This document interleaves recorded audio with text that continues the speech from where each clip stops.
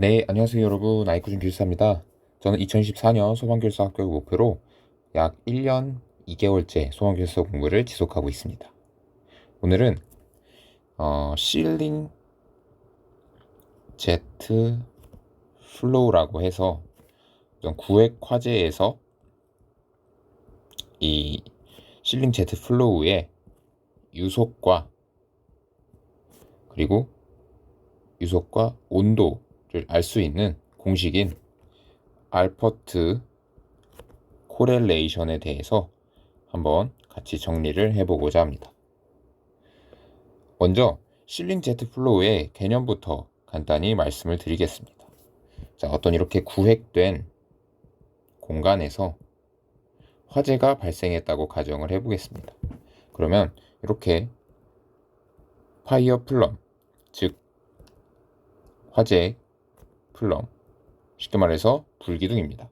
불기둥이 형성이 되고 가연물에 의해 불이 붙으면 불기둥이 형성이 되고 이 불기둥에 의해서 연소에 의해 이렇게 연기가 발생하게 됩니다.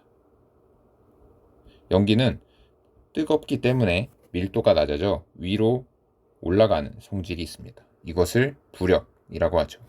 그러면 이 구획 화재에서는 사방이 막혀 있기 때문에 이렇게 사방이 막혀 있기 때문에 연기가 밖으로 나가지 못합니다. 그럼 연기는 천장에 이 밀도가 낮기 때문에 천장에 쌓이게 되는데요. 이때 이 화재에서 어느 정도부터 떨어져 있을 때 이 연기에서의 온도 그리고 속도를 알 수 있는 공식이 있습니다. 바로 그것이 이번 시간에 알아볼 알퍼트 코렐레이션입니다. 이 알퍼트 코렐레이션을 먼저 적용하기 전에 알아두셔야 될 것이 있습니다. 바로 이 화재가 발생한 지점에서부터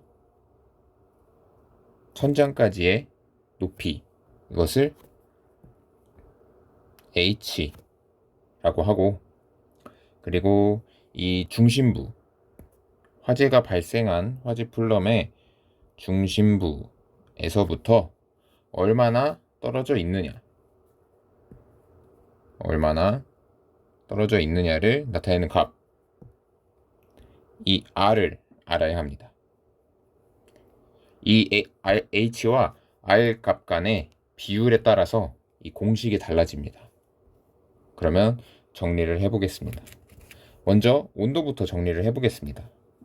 자, 아까 말씀드린 H분의 R, 화재가 발생한 층고, 그 화재가 발생한 실의 층고 H와 이 R, 만약에 이 지점에 대해서 이 지점에 이 연기의 온도와 유속을 알고 싶을 때, 자, 우선 H분의 R을 계산해야 됩니다. H분의 R을 계산을 했을 때 0.18이 되면 0.18보다 크면 이러한 공식을 적용해야 합니다. T 인피니티는 5.38 분의 H Q분의 R 괄호 열고 3분의 2제곱. 여기서 H와 R은 설명을 드렸고, 여기서 Q는 Heat Release Rate, HRR을 뜻합니다. 그럼 만약에 이 R분의 H가 0.18보다 작은 경우에는 어떻게 될까요? 공식이 또 달라집니다. 16.9분의 H 3분의 5 그리고 Q 3분의 2가 됩니다. 자, 이것의 의미를 간단히 알아보겠습니다. H분의 R이 0.18보다 크다라는 것은 우리가 위치를 알려는 지점, 그 해당 연기의 위치는 한 요 정도가 될 것입니다. 왜냐하면 R이 커야 H분의 R이 0.18보다 커지기 때문이죠. 그래서 멀어진 만큼 온도는 낮기 때문에 앞에 있는 개수가 더 작습니다.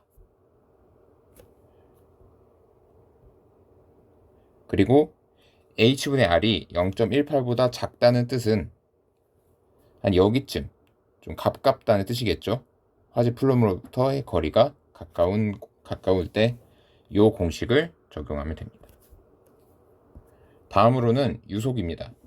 유속 또한 이 h분의 r 값을 구해야 하는데 그때는 0.15 유속의 수는 0.15보다 크다면 유속 u는 0.195 곱하기 r분의 6분의 5제곱 그리고 q 3분의 1제곱 h 1분의 2분의 1제곱이 됩니다. 반대로 h분의 r이 0.15보다 작을 때 u는 0.96 분의 hq 전체 괄호 열고 3분의 1 제곱입니다. 자, 이 h분의 r이 0.1보다 크다. 아까 말씀드렸듯 이 화재 플럼으로부터의 중심으로부터의 거리가 먼 지점은 아무래도 이 온도가 어느 정도 식어가기 때문에 유속이 낮습니다. 유속이 낮으니까 앞에 개수도 작죠. 반면에 화재 중심으로부터 가까울 때는 그만큼 열이 뜨겁기 때문에 유속 또한 빨라서 앞에 개수도 큽니다. 이렇게 공식을 무작정 외우기보다는 이 조건을 왜 걸었는지를 한번 생각해 보면 조금 더 쉽게 외울 수 있습니다. 네, 이상으로 알퍼트 코렐레이션, 즉 실링 제트 플로우의 한 어떤 지점에서의 유속과 온도를 알 수 있는 공식에 대해서 알아보았습니다. 사실 외우기가 무척 어렵습니다. 저도 이것을 어떻게 외우지 되게 고민이 많습니다. 아마 문제에서 요거를 직접적으로 묻는 10점짜리 문제가 나올 수도 있고 아니면 요 내용을 꼭 쓰라고는 안 했지만 문제 문맥상 이 내용을 써야 하는 실링 제트 플로우에 묻거나 파이어 플럼에 대해서 물었을 때 요 내용을 써야 하는 25점짜리 문제가 나올 수도 있습니다. 어떻게든 알아두시는 게 좋습니다. 근데 아마 요것을 100% 정확히 쓰라고 채점관도 기대하지는 않을 거라고 저는 생각합니다. 대충 이 사람이 알고는 있구나, 내가 알고 있다, 요 정도만 나타낼 수 있다면 저는 선방한 거라고 생각합니다. 그래서 요 공식들은 간단하게 좀 형태만이라도 우선 기억을 해두고 계속 보면서 자신만의 좀 암기법을 만들어내는 것이 좋겠습니다. 이상으로 아이구준 기술사였습니다. 좋아요와 구독 부탁드립니다. 감사합니다.